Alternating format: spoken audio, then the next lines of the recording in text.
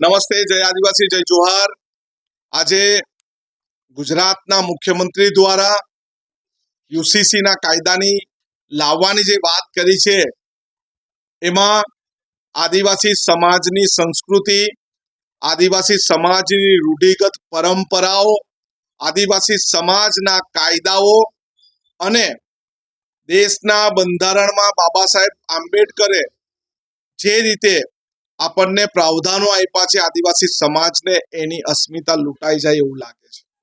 હા, એવી વાત કરવામાં આવી છે આદિવાસી સમાજને, કાયદાઓને અમે છોડી દઈશું, પરંતુ આદિવાસી સમાજના કાયદાઓ શું છે એ પણ ગુજરાત સરકારે સંશોધન કરવાની જરૂર છે।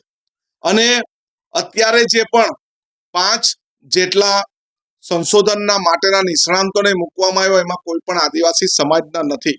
અમે એમ નથી કહેતા કે તમે ચેતરભાઈને મૂકો, અમે એમ નથી કહેતા તમે મનસુખભાઈને મૂકો, અમે એમ નથી કહેતા કે તમે કોઈ પણ આદિવાસી સમાજના નિષ્ણાંતને મૂકો, પણ તમે તમારા નિષ્ણાંતને મૂકો અને આદિવાસી સમાજના જે પણ કાયદાઓ છે, રૂઢિ પરંપરાઓ છે, પેશા એક્ટ 96, પેશા એક્ટ 2017 અને અનુસૂચિ 5, અનુસૂચિ 6 અને ભારતના બંધારણમાં 244(13) ક મુજબ રૂઢિ પરંપરાઓથી અમને સુરક્ષિત કર્યા છે, એના માટે પણ તમે કોઈ પણ રીતે યુસીસી લાગુ કરવા કરતા આર્થિક રીતે સમાનતાનો અધિકાર આદિવાસી સમાજને આપો।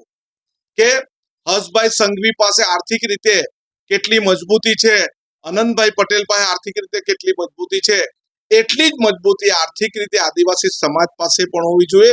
એવો કોઈ કાયદો લાવો તો અમે તમારા કાયદાને બિરદાવશું। જો આદિવાસી સમાજની અસ્મિતાને ઠેસ પહોંચશે, આદિવાસી સમાજની સંસ્કૃતિને ઠેસ પહોંચશે, આદિવાસી સમાજની રૂઢિ પરંપરાઓને ઠેસ પહોંચશે, આદિવાસી સમાજના દેવ દેવીઓને ઠેસ પહોંચશે, તો અમે આ યુસીસી નો આખા ગુજરાતમાં વિરોધ કરીશું।